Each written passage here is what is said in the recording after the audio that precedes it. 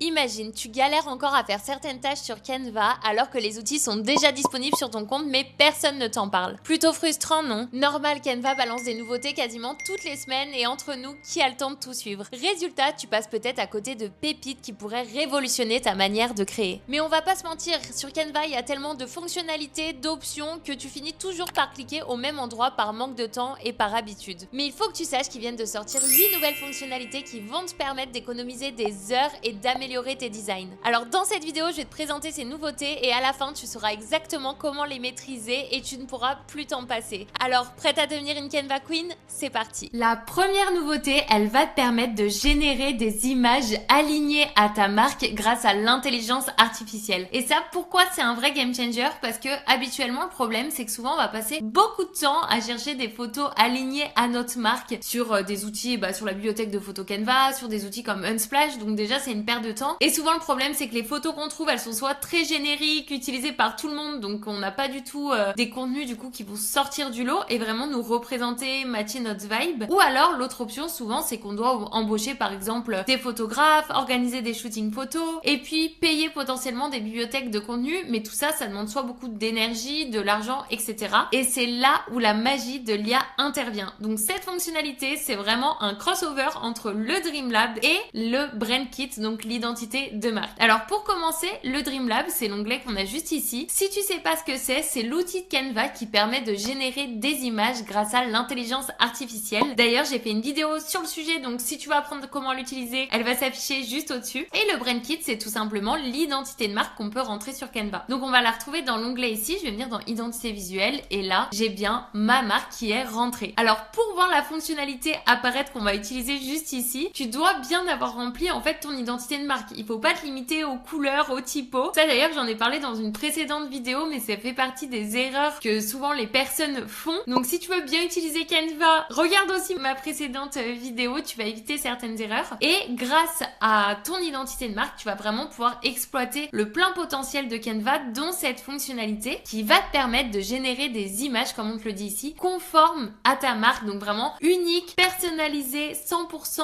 à ton image, ta vibe. Donc ça va être game changer. Donc par exemple, on voit moi ici j'ai des photos liées à ma marque. Donc on va dire par exemple que je vais choisir cette photo qu'on voit là pour générer une nouvelle image par l'IA. Donc pour ça, vous sélectionnez une photo, vous faites 3 petits points et vous faites générer à partir de la photo. Donc l'IA va vraiment se baser sur la vibe de cette photo pour générer la nouvelle. Et quand on fait ça, il y a un pop-up vraiment boosté par le Dream Lab qui apparaît. Et ici, je vais pouvoir décrire ce que je veux et décrire ma requête. Donc moi ici par exemple, je vais dire que je veux une photo voilà avec mon Mac, par exemple posé sur un canapé dans la même vibe. Donc pour ça, je vais commencer à écrire ma requête. Donc un MacBook rose posé sur un canapé blanc ou vert dans la même vibe et je veux qu'il soit rose comme ça il ressemble vraiment au mien. Et là, je vais avoir la possibilité de choisir le format de mon image. Donc moi par exemple, je veux une photo en mode portrait. Et ensuite, là vous verrez, il y a un nombre de crédits pour utiliser cette fonctionnalité. Donc ça veut dire que vous avez un nombre limité de fois où vous pouvez l'utiliser. Après au total, il y en a 500 et ça se récupère chaque mois vos crédits. Donc franchement, vous avez quand même de la marge, à savoir que effectivement, vu que c'est une fonctionnalité qui marche avec l'identité de marque, et il faut la version de Canva Pro. Donc ensuite, on fait générer et là, l'IA va me générer une photo qui matche vraiment la vibe de celle que j'ai pris comme exemple. Donc ça va vraiment permettre en fait que vous créez une bibliothèque de contenu beaucoup plus élargie par rapport à vos photos de base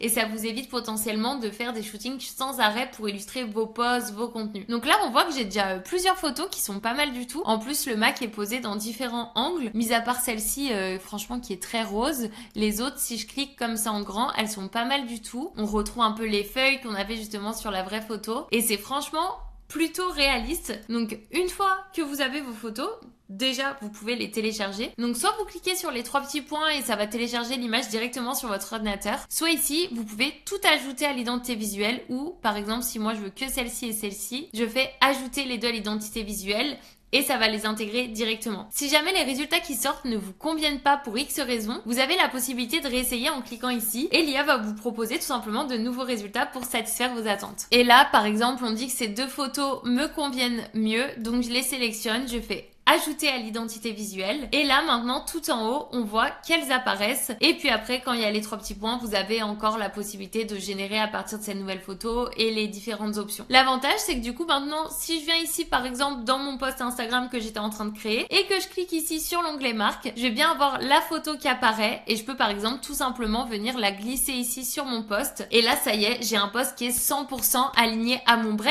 et qui est du coup unique, que personne d'autre aura et qui va vraiment du coup sortir du lot. Fini les galères, fini la perte de temps dans les recherches d'images. Regardez là, on a une super première slide pour un carrousel. La deuxième nouveauté, elle te permet de dessiner en live sur tes présentations. Alors je m'explique si c'est un peu flou jusqu'à maintenant. Des fois quand tu vas faire une présentation, le problème c'est que tu es limité aux slides que tu as créés en amont et tu peux pas ajouter des annotations, des feedbacks spontanément si tu veux vraiment illustrer ton point, schématiser peut-être un point pareil qui est exprimé dans la présentation pour que le message passe clairement à ton audience. Ce que tu dois faire potentiellement si tu veux vraiment illustrer quelque chose, c'est je sais pas, ouvrir un nouvel onglet Canva dans un tableau blanc, dessiner, etc. Donc potentiellement ça ajoute de la friction, ça perd ton audience et c'est pas clair. Là ça va vraiment te permettre de dynamiser tes présentations et personnellement c'est une fonctionnalité que j'aime beaucoup. Donc comment ça se passe? Tu as ta présentation par exemple ici pour analyser avec un client la performance de sa dernière campagne et tu vas lui présenter. Donc pour ça tu cliques toi sur présenter, on va mettre le mode présentateur, on clique sur le mode présentateur qui s'ouvre, donc on va avoir la page ici que la personne voit et puis on va avoir notre page présentateur. Donc jusqu'à maintenant, comment vous êtes pour illustrer un point?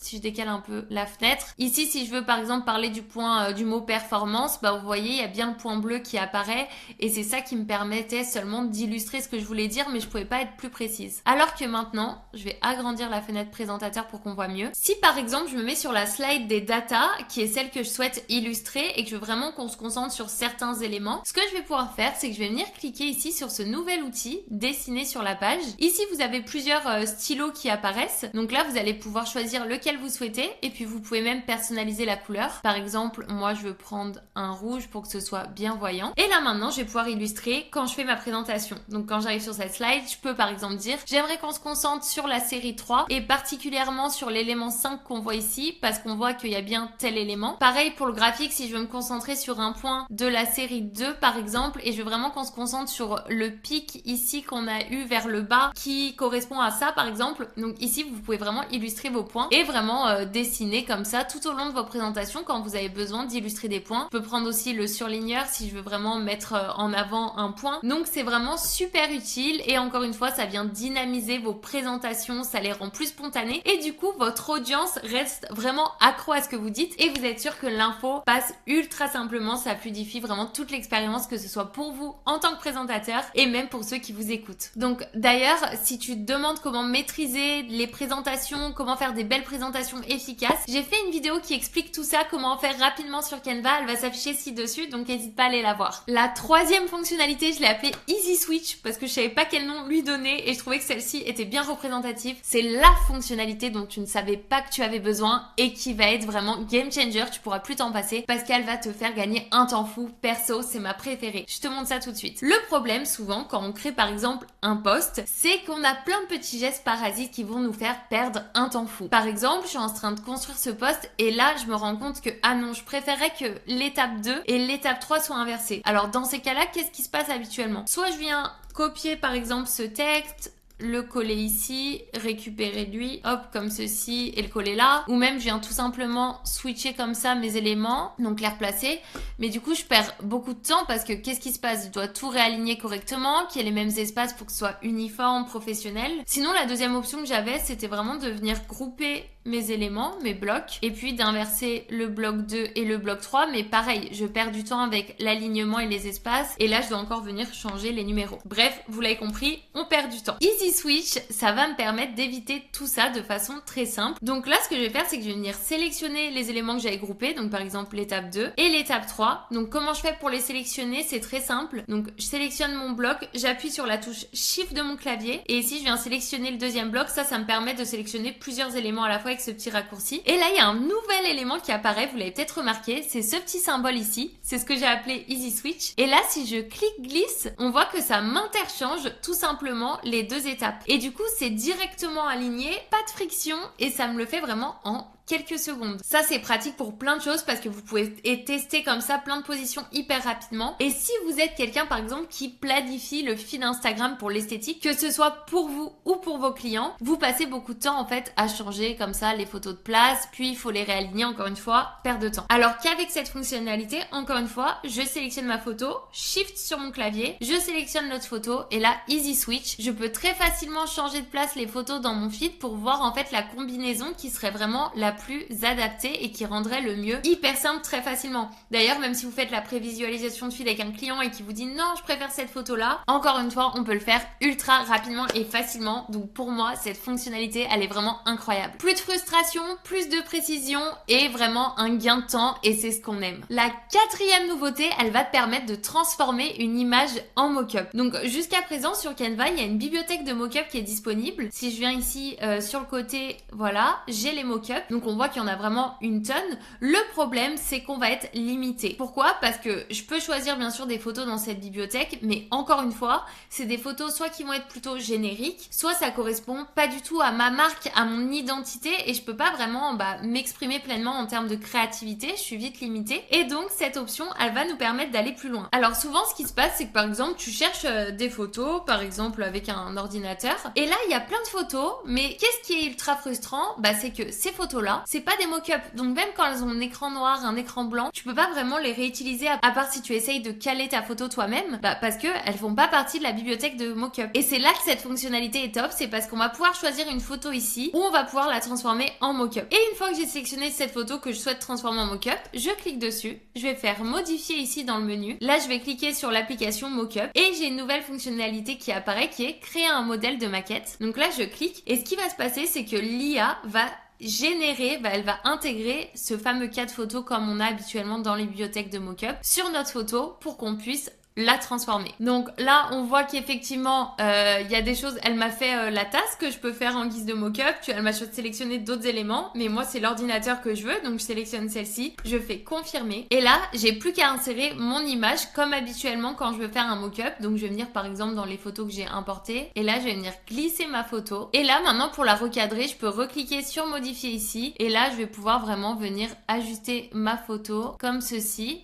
Une fois que c'est fait, je fais appliquer les modifications et là on voit que j'ai bien mon mock-up avec mon image dans l'écran. Alors c'est une super fonctionnalité, mais pour moi elle reste encore à être améliorée parce que pour être 100% transparente avec vous, il y a encore des photos, si vous les sélectionnez, l'IA a du mal à détecter l'écran et potentiellement le rendu sera pas vraiment optimal. Mais en tout cas certaines photos comme celle-ci font très bien l'affaire et ça marche vraiment bien. Donc ça vous permet d'avoir des mock-up, on va dire, plus uniques que simplement piocher dans la bibliothèque et plus alignés avec ce que vous voulez représenter. La cinquième nouveauté, on est encore sur de la personnalisation. Je pense que c'est un peu la grosse thématique de toutes ces nouveautés. Ça concerne encore les mock-up et ça permet de changer la couleur d'un mock-up. Donc, on va retourner dans la bibliothèque et je vais pouvoir vous montrer ça. L'avantage d'un mock-up, c'est que oui, ça permet d'avoir un contenu très pro avec un rendu ultra réaliste. Donc ça, c'est souvent l'avantage des mock-up. Mais encore une fois, on est souvent limité. Pourquoi? Parce que un mock-up, c'est quand même une maquette. Donc on veut qu'elle soit réaliste. Je vais prendre deux exemples. On va prendre ce mug et on va prendre un tote bag. Donc admettons que vous êtes actuellement en train d'élaborer des goodies pour votre marque et que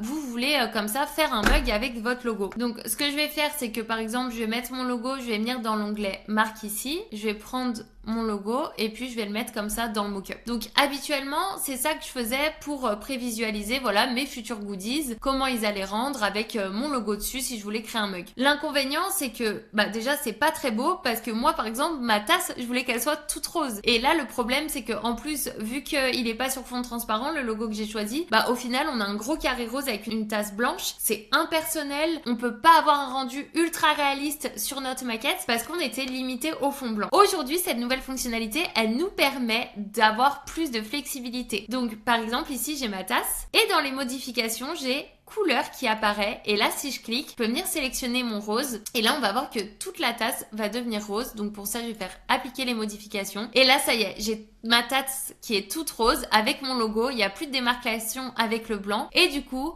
j'ai un mug qui va être beaucoup plus réaliste pour mes goodies. Donc pareil, si je prends un second exemple, je vais revenir ici dans la bibliothèque de Mockup et cette fois je vais sélectionner un autre goodies et je vais sélectionner le tote bag. Cette fois je vais venir dans l'onglet éléments et par exemple ici je vais taper fleurs, donc admettons que vous voulez voir comment ça rendrait d'avoir des petites fleurs sur un tote bag. Je vais prendre celui-ci, l'intégrer ici. Donc là ça y est, j'ai le mock-up vidéo avec les petites fleurs, mais encore une fois je veux vraiment qu'il soit personnalisé à ma marque, donc je fais modifier. Là je peux recadrer l'image, etc. et je peux venir changer la couleur de mon tote bag. Donc admettons que moi je veux le mettre à mon rose très fuchsia. Je fais appliquer les modifications, on va attendre que ça charge et là ça y est, j'ai vraiment une maquette réaliste du tote bag rose avec les petites fleurs. Donc c'est vraiment représentatif.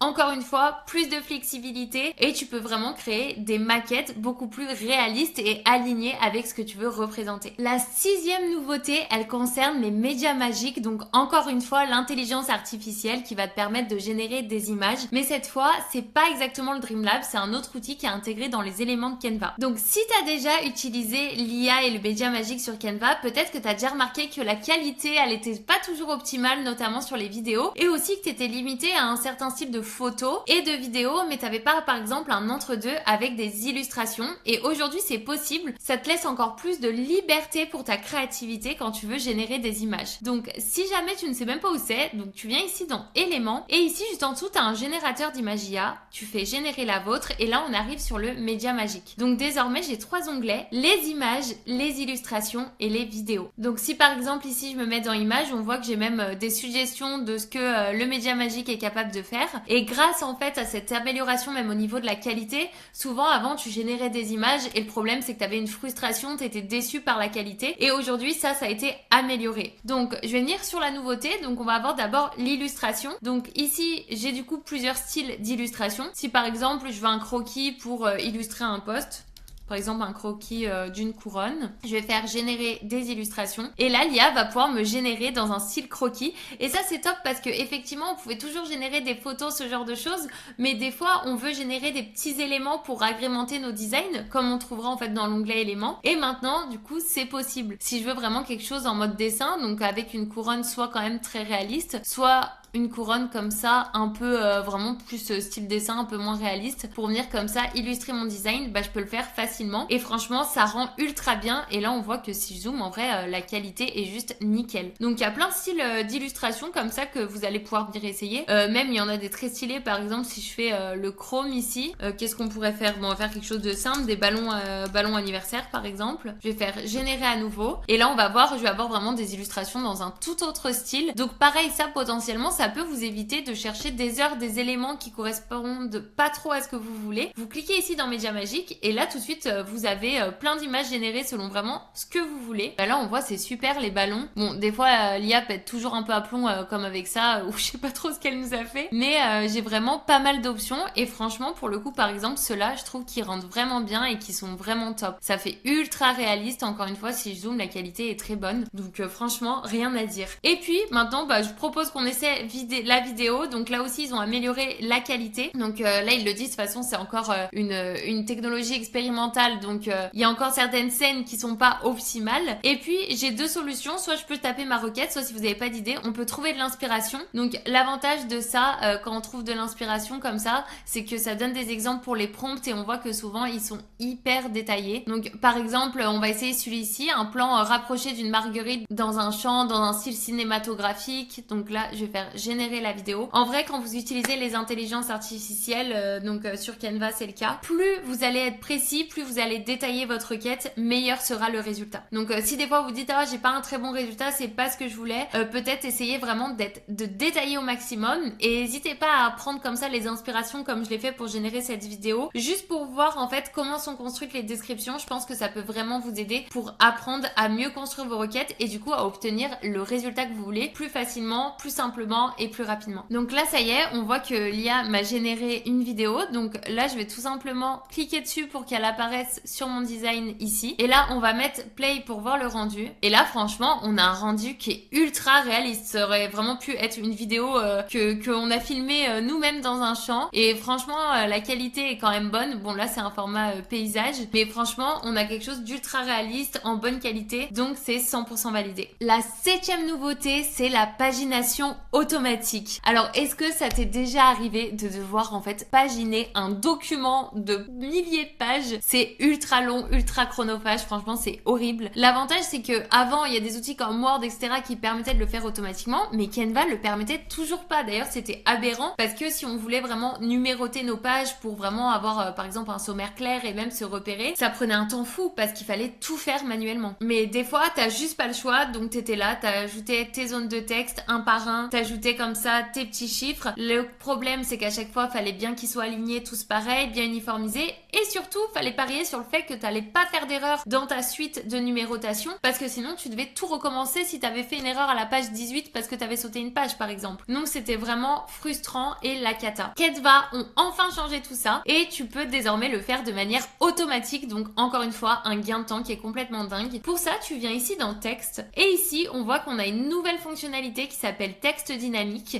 et qui s'appelle numérotation de page. Et quand tu cliques ici, on voit que j'ai bien les petits chiffres comme ça qui apparaissent ici, et je vais avoir la possibilité déjà de choisir le format. Donc est-ce que je veux juste les chiffres, est-ce que je veux aussi la page, ou est-ce que je veux le nombre de pages sur combien de pages totales. Donc moi je vais dire que je veux juste la page et le nombre par exemple, et ensuite j'ai la possibilité de choisir sur quelle page je veux ma numérotation. Par exemple, moi la page de garde, je veux pas qu'elle ait la numérotation, le sommaire non plus, et pas la dernière page. Donc là j'ai sélectionné les pages comme ça que je voulais, je fais terminer, et là je fais appliquer les propriétés à toute la page, et là si je descends, on voit que les premières pages, bah effectivement, elles n'ont pas la pagination. Par contre les autres, on voit que j'ai bien les pages comme ça qui sont numérotées tout le long, et comme ça j'ai pu paginer mon document en vraiment quelques secondes encore une fois. Donc ça c'est un énorme gain de temps si vous êtes quelqu'un qui a besoin comme ça de mettre la numérotation sur les documents, que ce soit par volonté, pour que ce soit bien structuré. Sachez que vous pouvez le faire de manière automatique, donc fini les galères. La 8e fonctionnalité et nouveauté, elle concerne les graphiques. Donc je vais revenir ici sur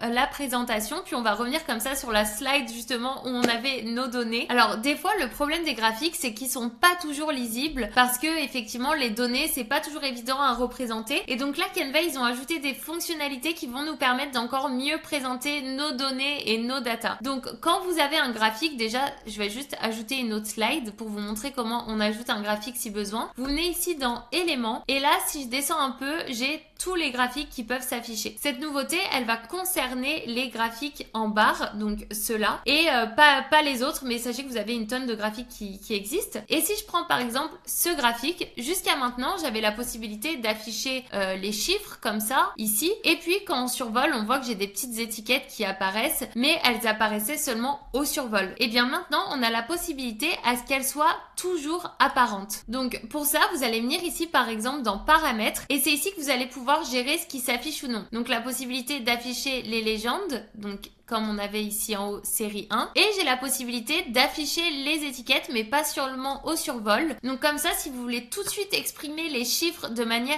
hyper claire sans avoir à survoler, et ben vous pouvez le faire, et vous pouvez même choisir où est-ce que les chiffres se positionnent. Donc par exemple, je veux qu'ils se positionnent à l'extérieur, et là du coup je peux vraiment mieux présenter mon graphique avec les données qui sont tout de suite présentes, et c'est tout de suite très clair. D'ailleurs maintenant aussi, quand je redimensionne comme ça mon graphique, ce qui est super, c'est que on a une proportion qui reste, et donc du coup je peux vraiment venir redimensionner mon graphique, même s'il est dans un petit espace, bah ça va rester à échelle et ça va rester ultra cohérent grâce à la redimension comme ça que Canva a mis en place. Grâce à cette nouveauté, tes données deviennent tout de suite beaucoup plus claires et beaucoup plus lisibles. Avant de terminer, j'ai une petite nouveauté bonus dont j'aimerais te parler, c'est la possibilité de télécharger des designs même en mode hors ligne. Donc je sais pas si t'as vu tout à l'heure d'ailleurs quand j'ai cliqué sur présenter, mais Canva me le disait aussi, j'avais une petite note comme quoi maintenant je pouvais même faire mes présentations en mode hors ligne si je téléchargeais ma présentation. Donc ça c'est super parce qu'avant il fallait toujours être connecté à internet, et maintenant si par exemple je vais sur ma page d'accueil et que je clique comme ça ici sur les 3 petits points, j'ai la possibilité d'activer la présentation hors ligne, et donc du coup ici si je clique, ça va me dire que ça va sauvegarder les données sur mon appareil